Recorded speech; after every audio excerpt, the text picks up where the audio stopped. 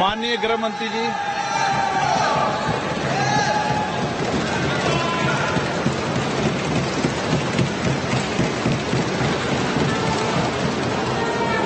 माननीय अध्यक्ष जी, सबसे पहले मैं आपका धन्यवाद करना चाहता हूं कि एक युग बदलने वाले विधेयक पर बोलने के लिए आपने मुझे अनुमति दी है। माननीय अध्यक्ष जी, संविधान को संशोधित करने वाले 128वें संविधान संशोधन के समर्थन में बात करने के लिए मैं यहां खड़ा हुआ हूं। माननीय अध्यक्ष जी,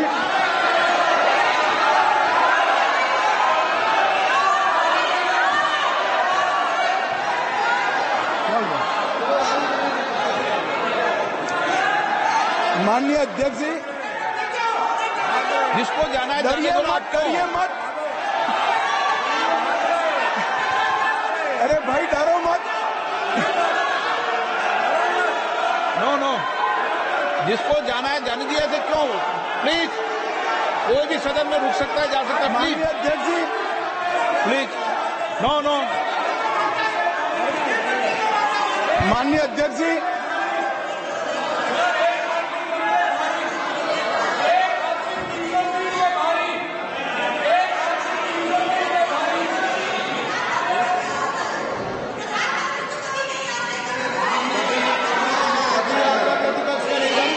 माननीय गृह मंत्री जी, माननीय अध्यक्ष जी,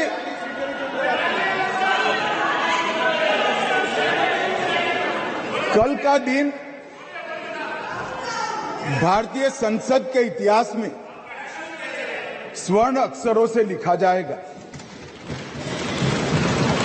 कल गणेश चतुर्थी थी, कल संवत्सरी थी, कल नए सदन का पहली बार कार्य का श्री गणेश हुआ और कल ही के दिन वर्षों से जो लंबित था वो महिलाओं को आरक्षण अधिकार देने का बिल इस सदन में पेश हुआ। माननीय अध्यक्ष जी, आपके माध्यम से मैं इस सदन के नेता और देश के प्रधानमंत्री श्रीमान नरेंद्र मोदी जी को हृदय से साधुवाद देना चाहता हूं कि 140 करोड़ की आबादी में 50% जिसका हिस्सा है वो मातृशक्ति को सच अर्थ में सम्मानित करने का काम माननीय प्रधानमंत्री जी ने किया है। माननीय अध्यक्ष जी, ये जो संविधान संशोधन है, ये संविधान संशोधन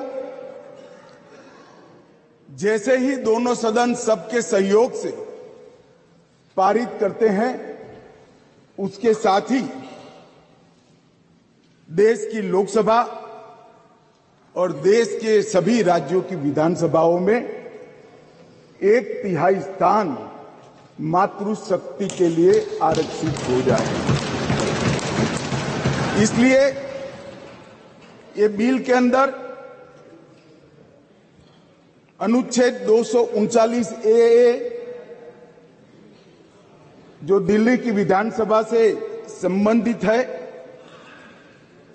उसमें बदलाव लेकर मेरे साथी मंत्री मेघवाल जी आए हैं। नया अनुच्छेद 330A जो लोकसभा में 1/3 मातृशक्ति का आरक्षण करेगा। नया अनुच्छेद 332A जो राज्यों की विधानसभा में 1/3 मातृशक्ति का आरक्षण करेगा और इसके साथ साथ SC और ST वर्ग के लिए जितनी भी सीटें रिजर्व है उसमें भी 1/3 सीटें मातृशक्ति के लिए आरक्षित हो जाएगी। माननीय अध्यक्ष जी, इसके साथ महिलाओं के अधिकार की एक लंबी लड़ाई का अंत हो जाएगा और जिसकी कल्पना इस G20 की बैठक में सम्माननीय नरेंद्र भाई ने समग्र विश्व के सामने रखी वुमन लेड डेवलपमेंट, उसके नए युग के श्री गणेश इसी बिल से होने जा रहे हैं।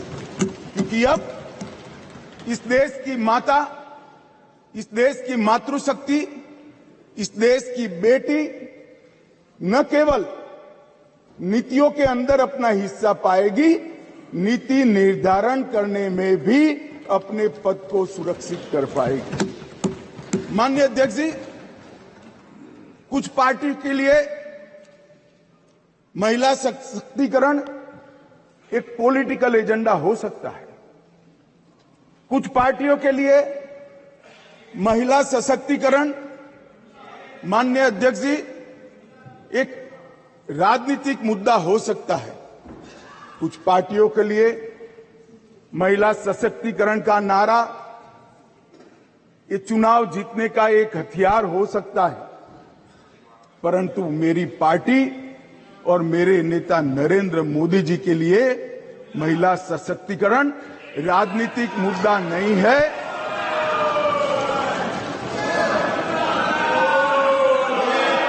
फिर से सुनिए, मेरी पार्टी और मेरे नेता नरेंद्र मोदी जी के लिए महिला सशक्तिकरण राजनीतिक मुद्दा नहीं, मान्यता का सवाल है, मान्यता का सवाल। माननीय अध्यक्ष जी,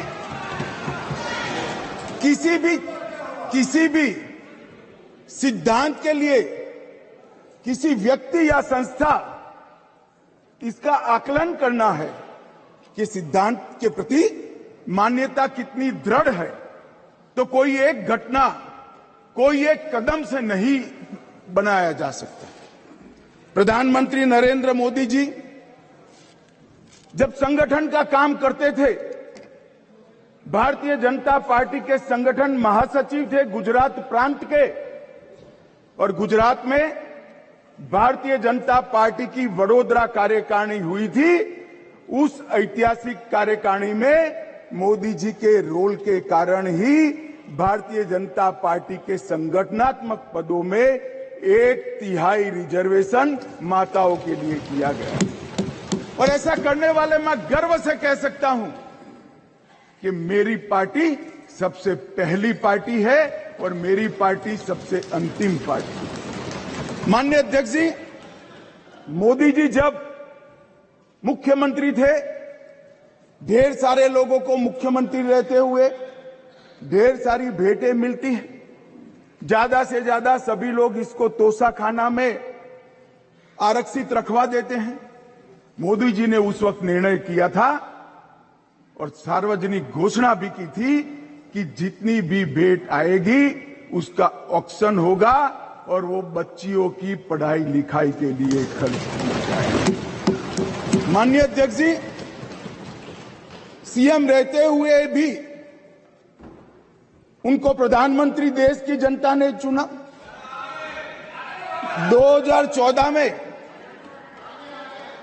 उनको प्रधानमंत्री पद के प्रत्याशी घोषित करने के बाद चुनाव हुआ और 30 साल के बाद इस देश की महान जनता ने पूर्ण बहुमत की एक सरकार मोदी जी के नेतृत्व में बनाने का मैंडेट।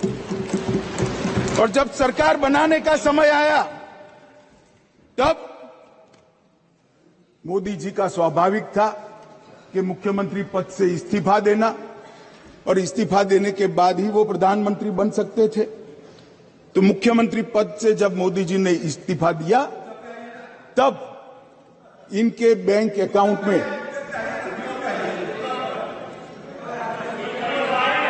माननीय अध्यक्ष जी, भाई उनको जवाब न दो,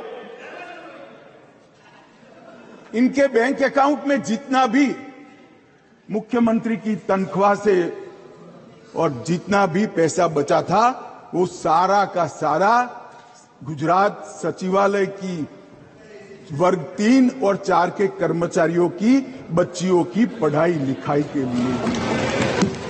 माननीय अध्यक्ष, इसके लिए कोई सर्कुलर नहीं था, इसके लिए कोई कानून नहीं बनाया था। यही मोदी जी ने जब गुजरात के मुख्यमंत्री थे तब बेटी बचाओ बेटी पढ़ाओ का नारा देश भर में दिया और गुजरात में उनके प्रयासों से जन जागृति के माध्यम से कोई कानून के बगैर लिंग अनुपात के अंदर बहुत बड़ा परिवर्तन कर लाखों बेटियों को पृथ्वी पर आने का अधिकार इस नरेंद्र मोदी जी ने धूम धकती धूप में मई महीने में पटवारी से लेकर मुख्यमंत्री तक पूरी की पूरी सरकार 5 दिनों तक गर्ल चाइल्ड एनरोलमेंट के लिए गांव-गांव में जाती थी। कोई कस्बा ऐसा नहीं होता था जहां पर सरकार के पदाधिकारी नहीं जाते थे।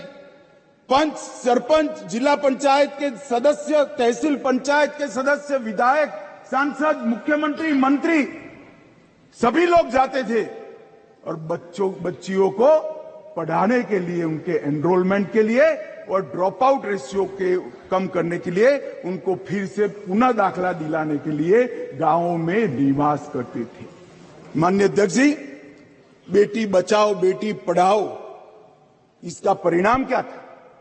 एक और तो लिंग अनुपात में बहुत बड़ा अंतर आया और दूसरी ओर कांग्रेस पार्टी जो लेगेसी छोड़कर गई थी गुजरात में, उसमें प्राइमरी एजुकेशन में 37% ड्रॉप आउट रेशियो था और मोदी जी जब मुख्यमंत्री से प्रधानमंत्री बनने के आए तब वो 30% ड्रॉप आउट रेशियो घटकर 0.70%।